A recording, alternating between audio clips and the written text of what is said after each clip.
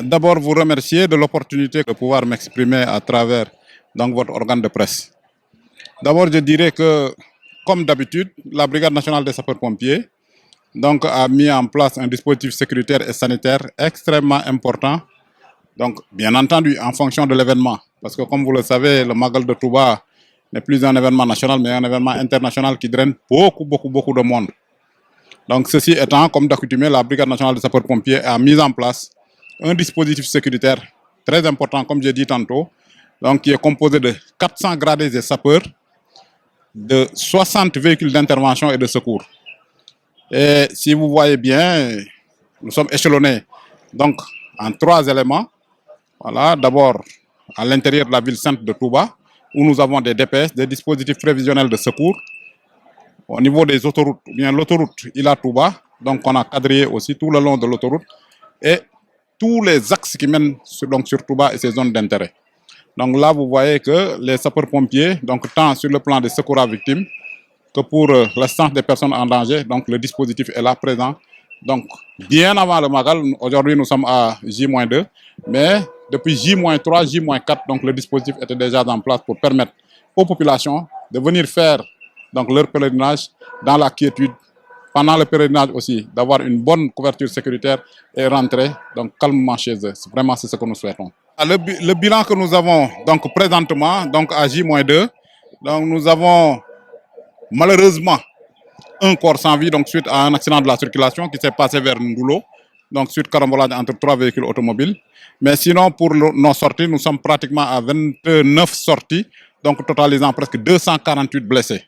Donc vous voyez que le nombre est important. Pourquoi? Parce que donc tantôt on a enregistré donc dans la région de Saint-Louis, en venant sur Touba, un camion qui transportait des marchandises, bien entendu avec des pèlerins, donc qui malheureusement a fait un accident et il y a eu 45 blessés à l'instant. Donc vous voyez que pour le moment, le bilan est à 248 blessés, malheureusement avec un corps sans vie. Pour les accidents de la circulation, bien entendu, il y a un électrisé, voilà, et un qui a fait une chute accidentelle. Mais bon, et donc 2 qui par suite de consultation. Mais pour le moment, ce que nous déplorons, donc c'est le premier corps sans vie qui est enregistré suite à l'accident qui s'est déroulé vers Ndoulo. Tout à fait, parce que si on fait un bilan comparatif, on voit que en ce moment précis de l'année dernière, malheureusement, bon, il y avait plusieurs corps sans vie. Mais pour cette année-ci, bon, c'est malheureux qu'on ait enregistré un corps sans vie, mais par rapport à l'année dernière, vraiment le bilan était plus lourd quand même, il faut reconnaître. Et on espère qu'on s'en limitera à ce corps sans vie. En tout cas, on prie Dieu donc, pour que cela ne se renouvelle pas jusqu'à la fin du Magal. Ah mais tout à fait, c'est pourquoi dans notre dispositif de cette année, donc le commandement, compte tenu de la situation particulière, c'est-à-dire la pandémie du Covid, mais surtout l'hivernage, donc le Magal s'est déroulé donc, en période hivernale, donc il y a eu une cellule qu'on appelle la cellule gestion des inondations.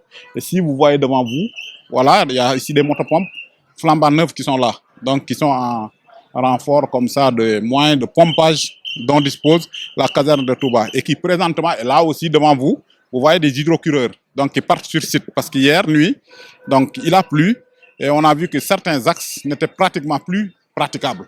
Voilà, il y avait beaucoup d'eau à l'instant. Donc notre cellule gestion des inondations donc a été envoyée donc sur site et ils ont commencé à pomper l'eau de manière à pouvoir libérer ces axes. Même chose aussi les hydrocureurs que vous voyez. Voilà, en certains points, on n'a pas de déversoir. C'est-à-dire si vous pompez, vous n'avez pas là où mettre l'eau. Maintenant, ces hydrocureurs sont chargés de faire des opérations d'épuisement pour aller donc verser l'eau ailleurs, de manière à ce que ces sites puissent être praticables. D'abord, vous avez constaté qu'on a des engins neufs. Alhamdulillah Rabbil Alamin, vraiment le commandement a mis à la disposition donc des unités, donc des moyens neufs.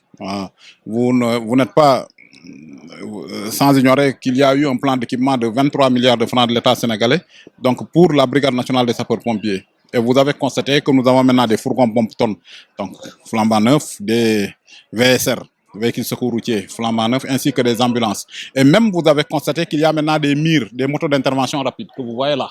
Voilà, ces motos d'intervention rapide, donc c'est pour la promptitude des secours. Pourquoi? Parce que la ville de Touba aujourd'hui, vous voyez que la circulation pratiquement pour se déplacer, c'est extrêmement difficile. Donc à pied comme en véhicule. Maintenant, si un accident se produit quelque part, là où c'est un peu éloigné des dispositifs prévisionnels de secours, rapidement, donc ces MIR, ces moteurs d'intervention rapide, donc peuvent se faufiler, se rendre sur site parce qu'il y a un binôme qui est là-bas, le conducteur plus un secouriste qui est un infirmier. Voilà, pour donner les premiers soins, maintenir en vie, éviter une aggravation en attendant maintenant que donc, le véhicule d'intervention, l'ambulance classique ou médicalisée puisse venir sur site.